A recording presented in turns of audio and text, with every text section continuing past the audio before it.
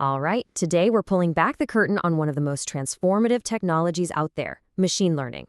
We're going to break down, in simple terms, how computers can actually learn from data. So it all really boils down to this one kind of mind-bending question, right?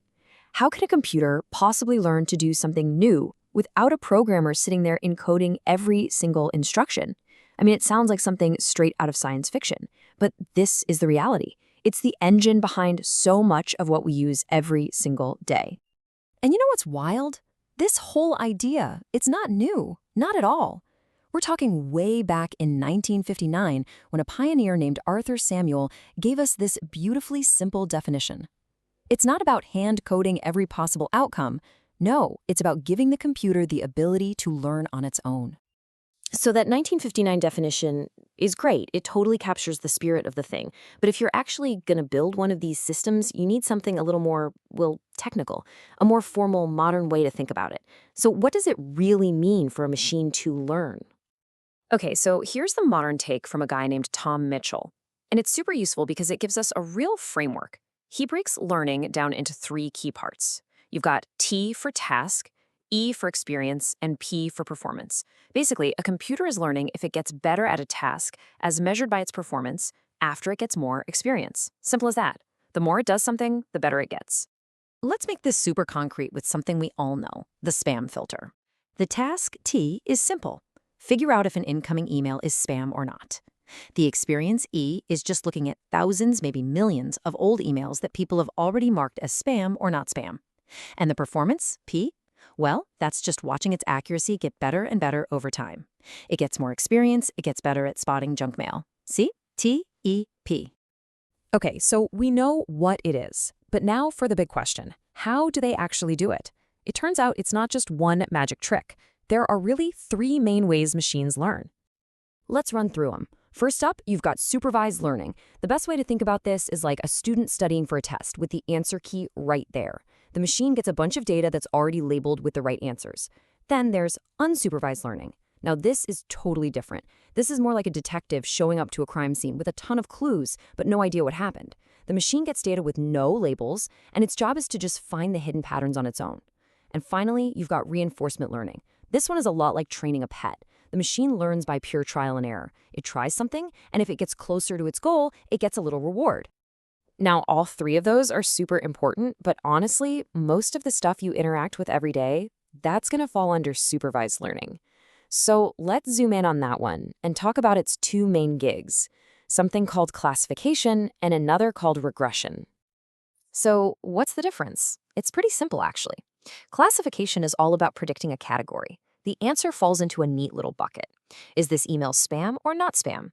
Is that a picture of a cat or a dog? The answer is a specific label. Regression, on the other hand, is all about predicting a number, a value on a sliding scale.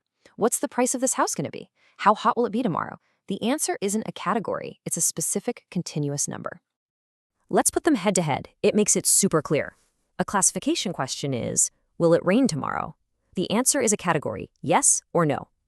The regression version of that question is, okay, but how much rain will fall? And the answer is a number, like 2.3 inches. See the difference? Or how about, will a customer buy this? That's classification. Versus, okay, but how much money will that customer spend? That's regression. Okay, enough with the theory. This stuff isn't just sitting in a textbook. It is literally all around us, shaping our world every single day. So let's talk about where you actually see machine learning in action. Think about business and finance. It's everywhere. It's what's behind those targeted ads that seem to know what you're thinking. It's what your bank uses to flag a potentially fraudulent charge on your card. People use it to try and predict the stock market. And it's absolutely what's setting the price for your Uber ride based on how busy it is right now. And the impact in healthcare is just massive. We're talking about systems that help doctors diagnose diseases by spotting patterns in data that a human eye might just miss. It's used to analyze X-rays and other medical images, and it helps scientists find relationships between species by looking at their genes. And of course, it's baked into pretty much all the tech you use every day. You know when you upload a photo and it automatically suggests who to tag? That's ML. The system that tries to filter out nasty comments on YouTube? Also ML. We're back to our friend the spam filter. And of course, when Google Maps tells you the fastest way to get home by predicting traffic? Yeah, You guessed it. So, we've talked about the what and the where. Now, let's get into the nitty-gritty, the how. How does one of these things go from just an idea to a real product that people can use? Well, the first thing to know is that it's not magic. I know it can feel that way. But it's not some mysterious black box. Building a machine learning model is a real engineering process. It follows a very specific, structured set of steps. It all starts with data collection and cleaning. You have to get the raw material, and it has to be good. You've heard the saying, garbage in, garbage out? It's 1,000% true here. Next up, data splitting and pre-processing. This is where you get the data ready, and this is key. You split it up. You hide a piece of it away for later. Think of it like a teacher keeping the final exam questions secret. Then comes the fun part, step 3, model training and development. This is where the actual learning happens. We show the model our main chunk of data and let it try to find the patterns. After it's trained, we move to final model evaluation. Remember that data we hid? We bring it out now and test the model on information it's never seen before. This is the big test to see if it really learned.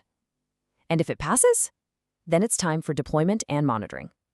The model goes out into the real world, but the job's not done. We have to keep an eye on it to make sure it keeps working as expected. So you see, it really is a systematic process. It's all about carefully gathering data, training a model, testing it like crazy, and then putting it out there to do its job. And when you put it all together, it kind of leads to this one last, really big question for us to chew on.